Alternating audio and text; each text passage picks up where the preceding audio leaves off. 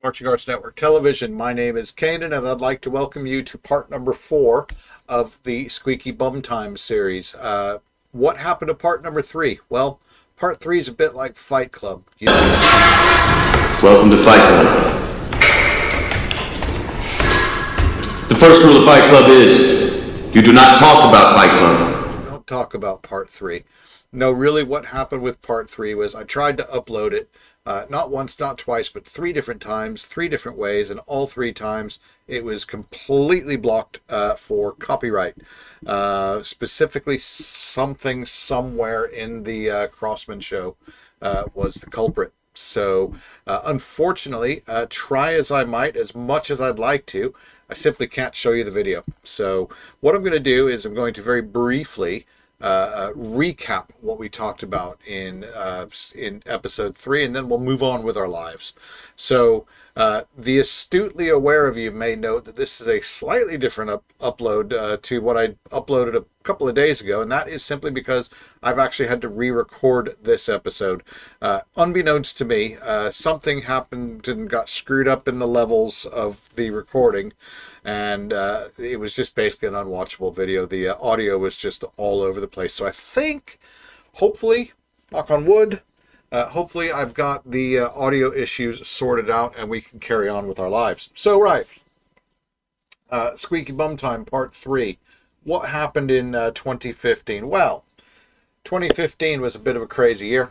You had, the spread was 0.075 in 2015. You had, in 13th place, you had the Troopers with Wild Horses. And in 12th place, we had, of course, our friends, the Crossmen, who seem to love being in this series with the score of 83.875. However, once again, this guy, once again, got him. There was a big giant asterisk here, because while the official spread was 0.075, in reality it was actually well over 2 points, because I'm sorry, a little over 1.5 because the Crossmen. So remember how we had in 2014, the Crossmen did everything in their power to penalty their way out of finals. They gave themselves a 1-point penalty, squeaked into finals by 1/10 of a point. Well, they weren't satisfied with that. So in 2015, they decided to make the spread smaller and the penalty bigger. That's right, they had a 1.4-point penalty. However, when you do watch the two cores back to back, it's pretty plainly obvious one is a clear finalist core and one is a core trying to get into finals. And that's no disrespect or diss on the Troopers, but just the level of the two cores were noticeably different. So the Troopers that year, the big thing with the Troopers show, and I think that the thing that kind of hampered the Troopers as far as getting over that hump into 12 was really down to the show design. For me, and this is just my opinion, I think that the design was actually generally pretty solid. You had a very solid horn line with the Troopers that year. You had a very solid battery, but there was 2 things that really jumped out at me that I think that if they could have just fixed even one of them, they would have leapfrogged Crossman. And that was the 2 things were being, number 1 is the color guard. Nothing wrong with the color guard. They were an all right color guard. But the problem with the color guard was that they basically were invisible. They may as well have not had a color guard in 2015. It's pretty much seems. Very seldom was the guard actually featured in any way, shape, or form. They spent most of their time at the back of the field, and when they weren't at the back of the field, they were moving props around. So I thought that was a bit of a swing and a miss from a design standpoint. And then the guard actually leads into my next point, and that was the singing. No knock on the singing. The singing was performed perfectly well. I just don't think it was actually necessary.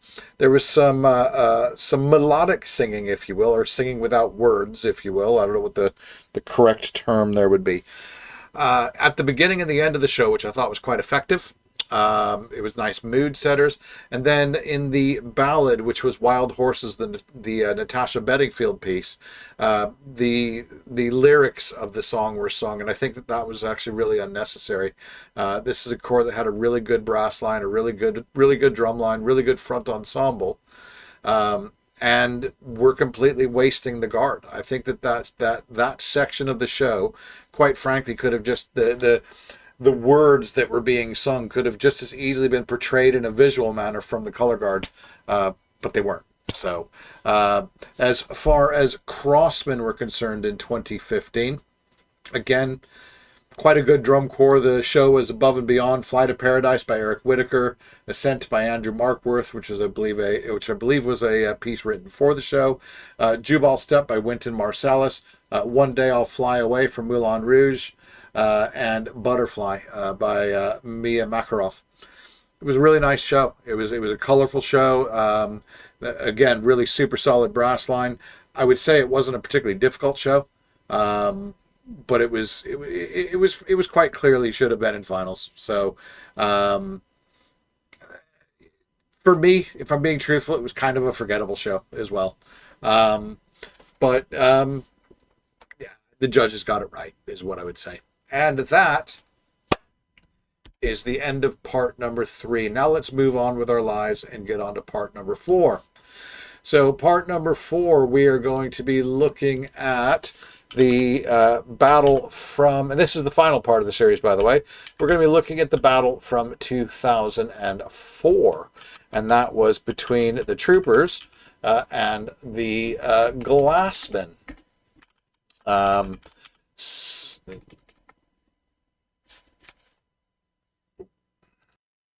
Actually, wait, no, I'm sorry. Did I say Troopers? No, it wasn't. I didn't mean Troopers. I've got Troopers on the brain. The 2004 battle was in fact between Spirit from JSU, or Spirit from Jacksonville State University, as they were known then. Now, of course, known as Spirit of Atlanta, and the Glassmen.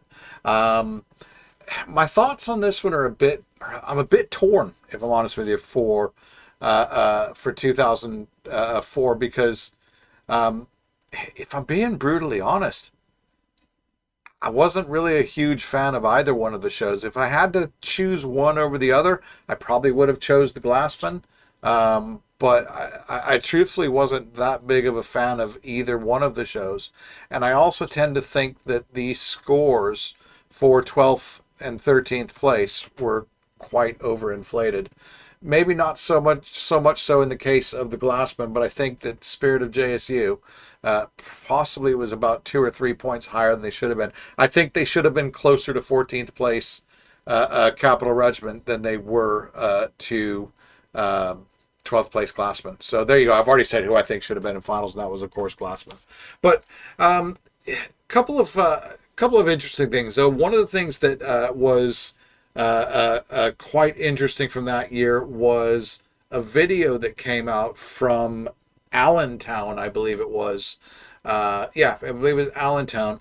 And Glassman marched that show in the most horrendous rainstorm I think you'll ever see. And the fact that they weren't cut and brought inside absolutely blows my mind.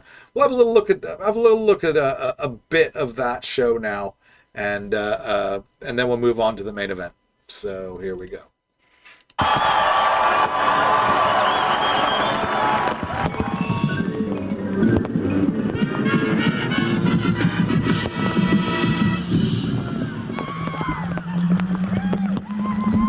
I mean, that is some serious rain there.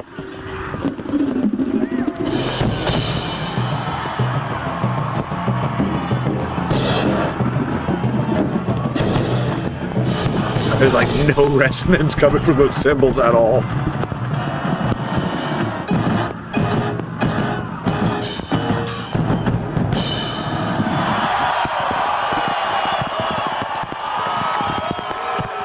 Now, that being said, I marched in the UK for a few years, and that's just a typical rehearsal for us in the UK. We marched in that stuff all the time here. But ayo. Right, so let's have a look at our head-to-head then. We'll start off with Spirit of JSU. Spirit of JSU's show that year The show was titled The Architecture of Life. It had music from Richard Saucedo, music from Sonoran Desert Holiday by Ron Nelson, On the Town by Leonard Bernstein, and a piece called by Michael Dougherty called Bizarro. Now, I'm going to be brutally honest. I don't like this show at all. And it's a real shame because I quite like Spirit of Atlanta. But to me, this show was a giant swing and a miss. So I probably won't say much during the show, if I'm honest with you, because I want to remain somewhat positive here. I don't want to, I realize it was a long time ago, but it's still, it's still their memories and all that. And I don't want to shit all over them just because I didn't like the show. So I'll try my best to be positive. But what I will say before we do that, let me just get the negative stuff out of the way. My biggest issue with this show is, number one, the difficulty. If you watch this and then you go watch 14th place Capital Regiment's show is far more difficult than this show. Is it as clean? No, nowhere near. Quite dirty. As a matter of fact, there's parts of the brass line with Capital Regiment that's quite frankly a little bit difficult to listen to. That being said, though, I'm also a big fan of rewarding risk. And my biggest issue with Spirit of Atlanta's show is, quite frankly, there was just no risk. When you watch it, what you're watching is you're watching a high school marching band show, quite frankly. It's from a difficulty perspective. And then the other thing as well is just the musical pieces as well. I quite like the first piece, and then the last three pieces just sound like they were just sort of thrown together very quickly in the middle of a night, like, oh shit, we need to finish out the repertoire of the show. And to me, the pieces don't make any sense. And okay, so they've broken the show into some parts called Mindscape, Soundscape, Urbanscape. How does any of that have anything to do with the architecture of life? I have no idea. Right, got all my negative stuff out. Let's go ahead and watch the show. And, well, we have a comment section down below. And while you're down there, if you're one of the 63% of people that don't subscribe to our channel, hit the like and subscribe button. By the way, speaking of subscribing, thank you so much. We're over 2,000 subscribers. Trying now to think big. Let's get to 3,000 before the beginning of the season. And like I said, 63% of the people that watch our videos don't subscribe. If even a small percentage of them did, we'd be well on the way to 3,000 subscribers. So, right. So we will now watch, and I will play nice. It'll be difficult, but I will play nice. 2004 Spirit of Atlanta.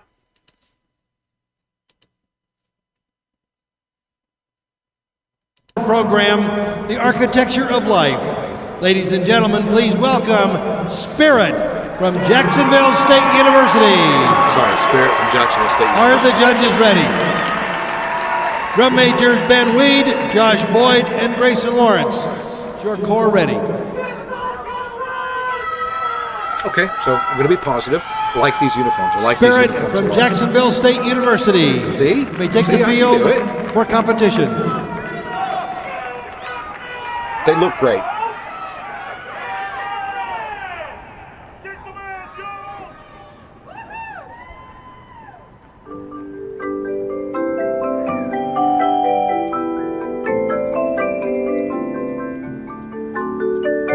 I didn't go to finals in 2004 because I'd moved to the UK. What was it like? What was it like having finals at a mile-high altitude for starters? And it looked pretty dead to me, if I'm honest with you.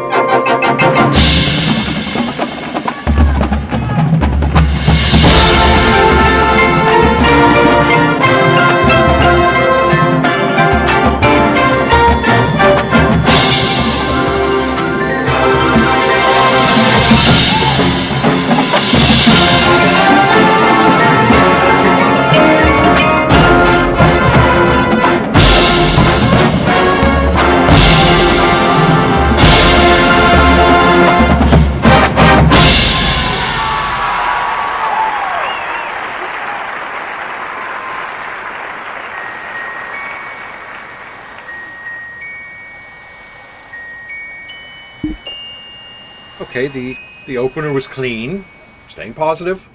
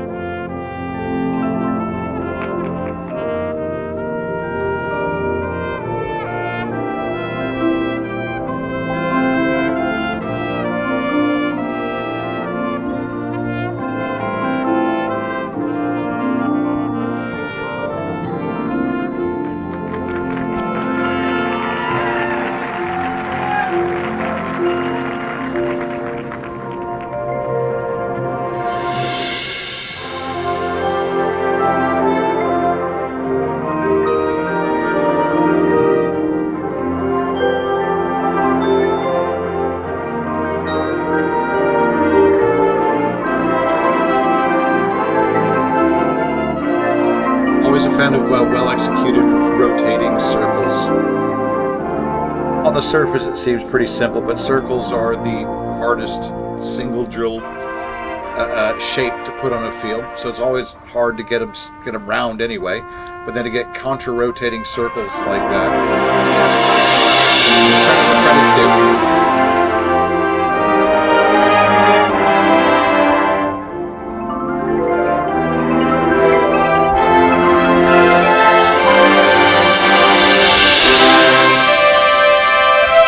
Nice flash of color from the color bar.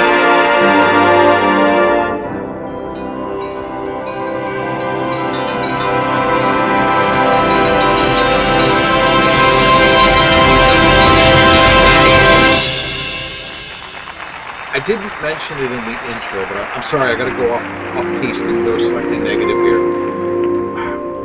Visually, this show bores me to tears. It's very, very pedestrian. If that makes, it's just slow.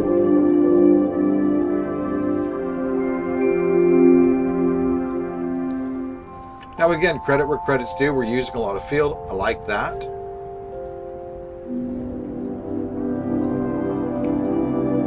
But again, pedestrian from a visual standpoint, but I think that if you did anything else with the actual show itself from a musical perspective, it would just look silly.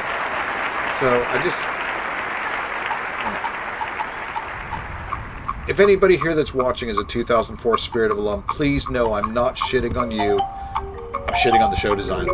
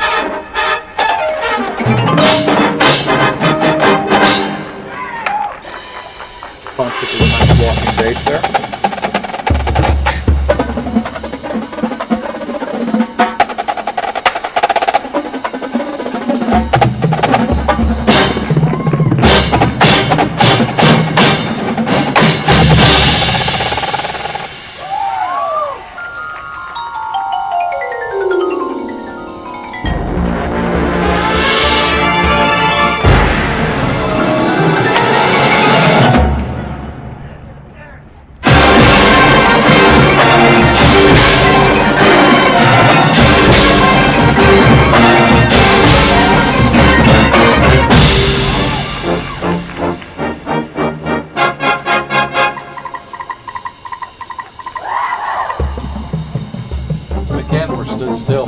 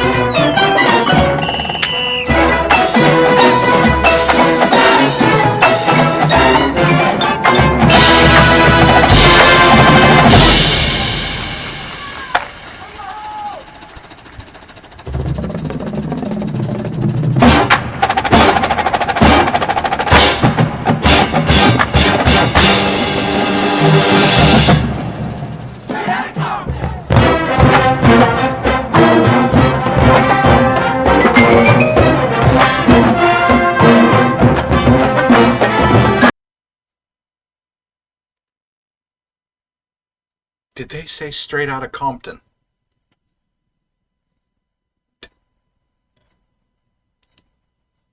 I,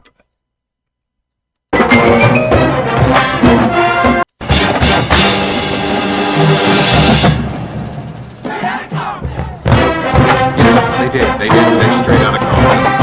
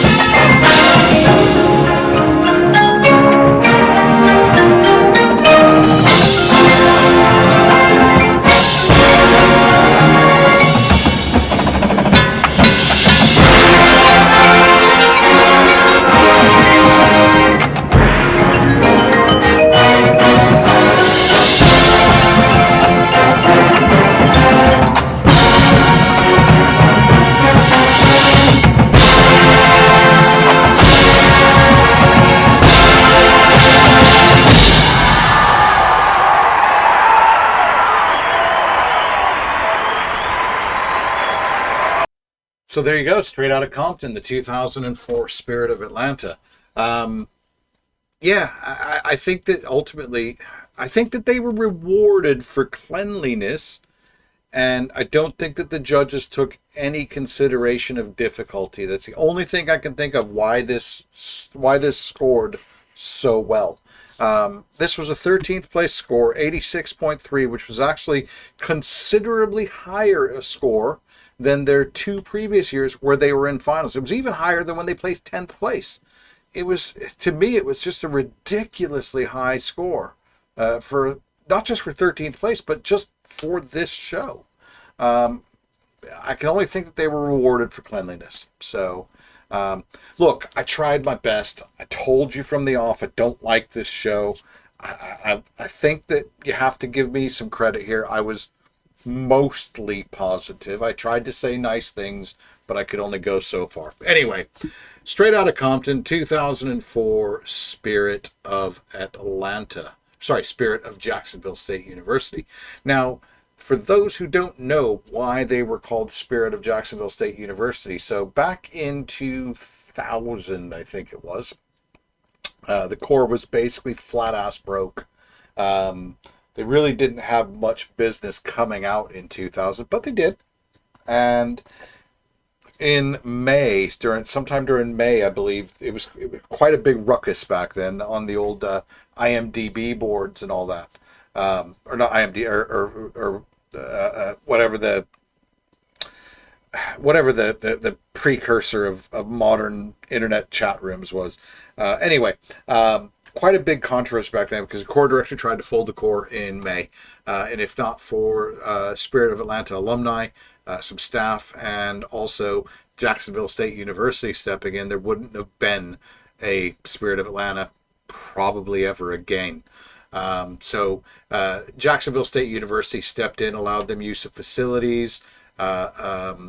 Obviously, Jacksonville State University from Jacksonville, Alabama, so they weren't even from Georgia that year. Is quite famous for their marching band program. This was essentially the Jacksonville State Marching Southerners summer program right here. So, which is why I think it sounds like a college marching band. And that's not. I like college marching band, but I don't think that I don't think that style translates particularly well to DCI. Anyway, let's move on. So we'll now have a look at the Glassmen from the same year.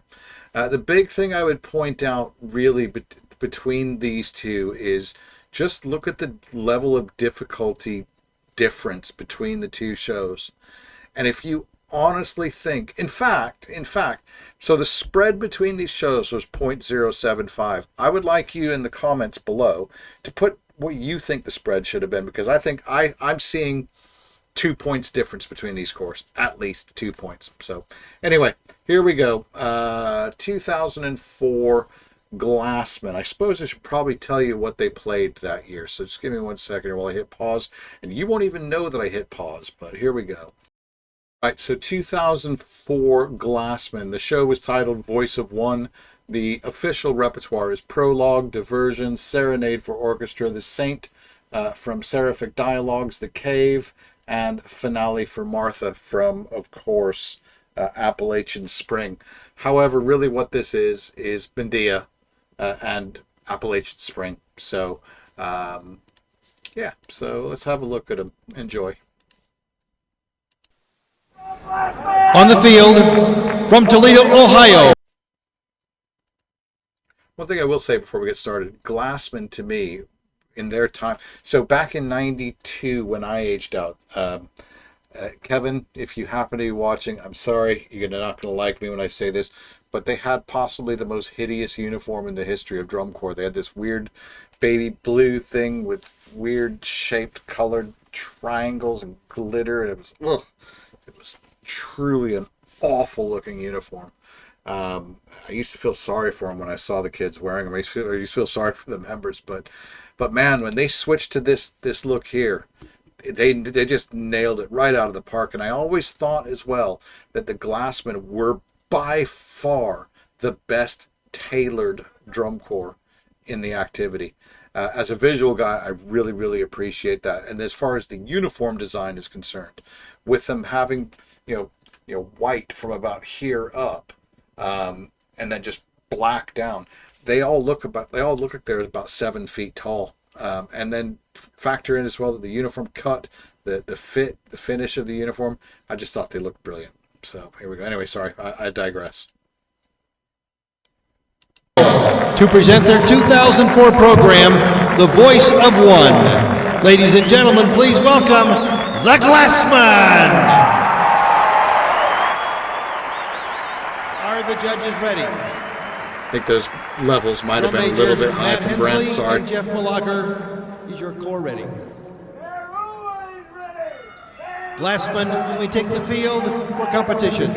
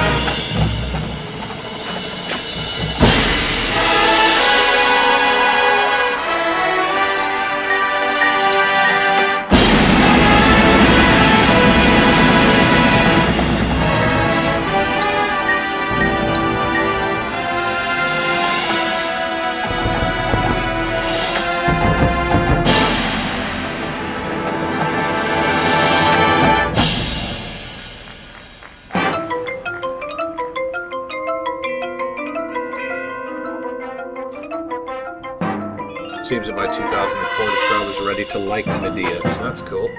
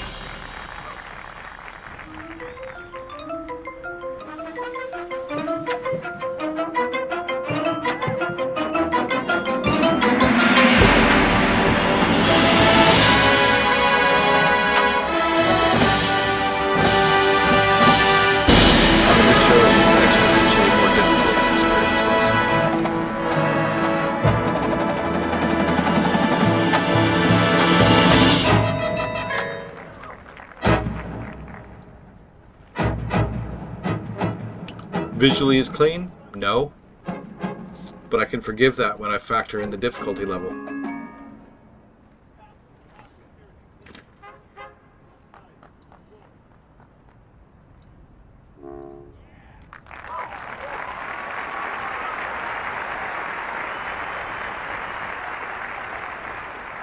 So I played baritone and lead baritone while I was in DCI, and then when I marched in Kids Grove, I was a tuba player. So, as a tubist, I approve.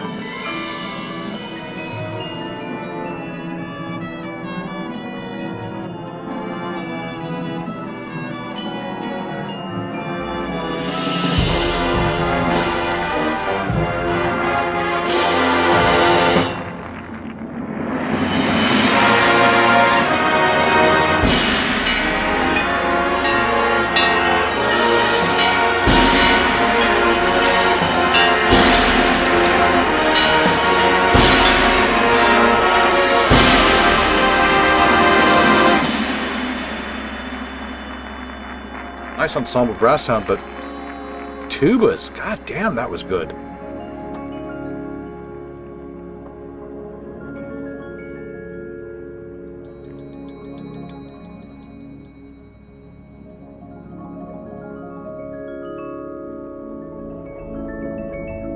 Always a big fan of using up the whole field, I am.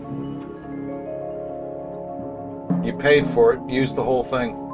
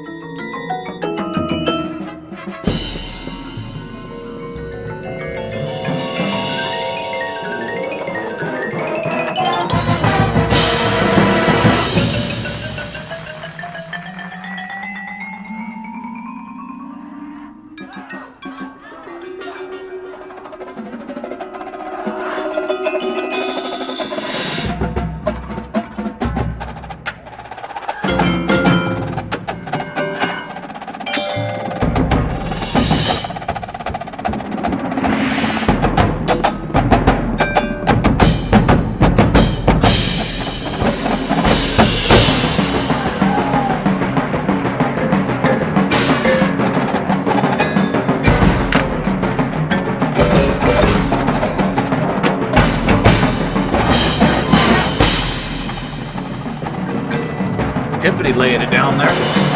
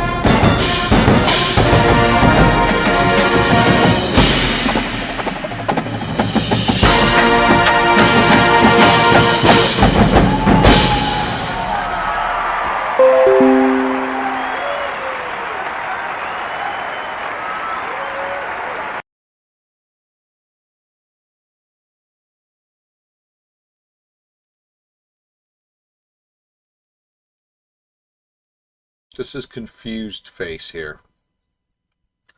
Right. So, why am I confused? Let's get the negatives out of the way.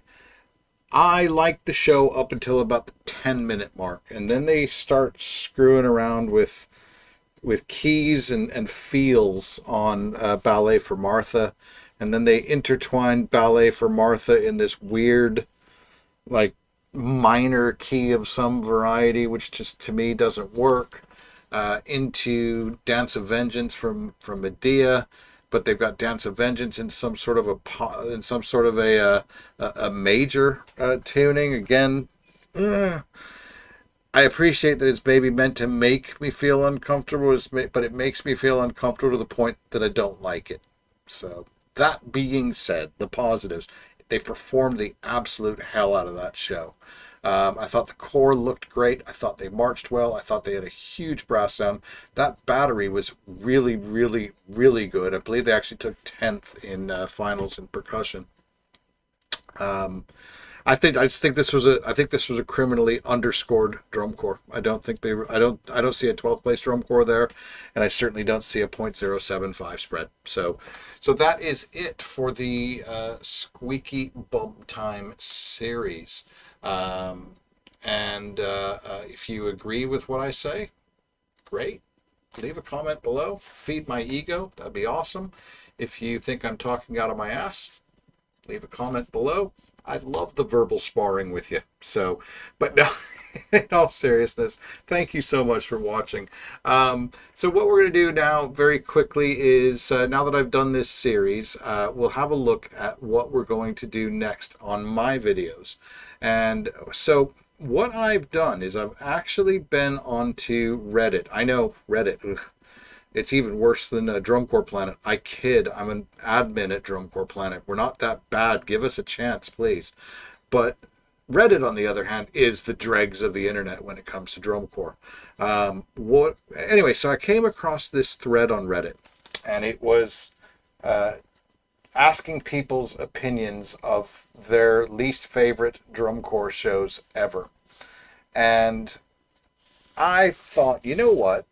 Let's take that really crappy negative thread and let's make it a positive. So what I've done is I've actually grabbed a list of corps that were named in that thread, not by me. I didn't name these corps, and I have put them on a random wheel. And what we'll do is we will spin said wheel. That's who we're going to watch next. And I'm going to watch those shows, and I'm going to highlight the positive in those shows. So, now to be fair, looking at the list, I actually like a good portion of these shows. I actually don't like a bunch of them as well, but I'm going to do my best to watch these shows with an open mind, and let's highlight the positive in these shows. If you could hear a dog barking, I'm really sorry. It's some jerk with their dog right outside my window here. So, so what I'll do is we'll move over to the other screen. There's the wheel. And let's spin it to see what show we're going to watch next week.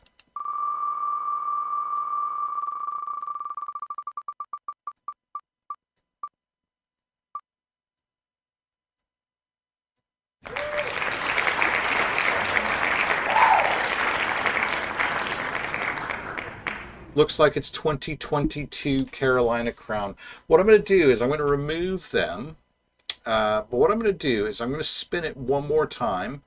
If I think 2022 Carolina Crown is going to get us copyrighted. So, in fact, I'm like literally 100% certain that 2022 Carolina Crown is going to get us copyrighted. So we're going to go ahead and spin it again. I'd love to watch that show, but I don't want to do all the work of doing a video and have it not be able to upload it. So let's try it again. So we'll remove them and spin again.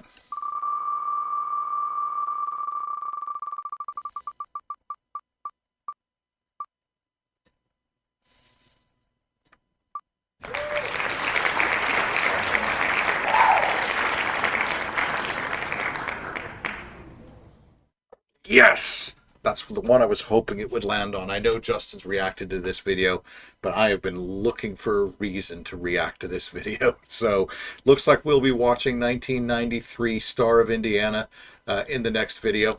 I'll give you my take on it. You can compare my take to Justin's take, and you can give us your take in the comments below. And while you're down there, as I said in the beginning of the video, if you're one of the 63% people that watch our videos and are not a subscriber, you can fix that right now by hitting that subscribe button. And that's it for today's video. Thank you so much for watching. I really do appreciate it. If you'd like to support the channel, you can like and subscribe. But outside of that, there's other things you can do as well. We do have a membership scheme, and in addition to that, we have a merchandise shop, which you'll find somewhere down here. So Justin and I will be recording a podcast this weekend. We've got loads and loads of stuff to react to. Excuse me. There's been lots of show announcements. There's been some leaks as far as music is concerned as well. We're starting to get some news out of Coors as well, because obviously WGI season's over. So it should be a really good podcast. I think it's going to be just me and Justin this weekend. I'm not sure if Jen's available, but we'll certainly ask, because you guys seem to like her more than you like us anyway, which is cool. I get it. So, but anyway, and that's it for today's episode. Thank you so much for watching. And as I say every week, no matter who you're doing it with, no matter where you're doing it or how you're doing it, just make sure that you march on. Have a good one.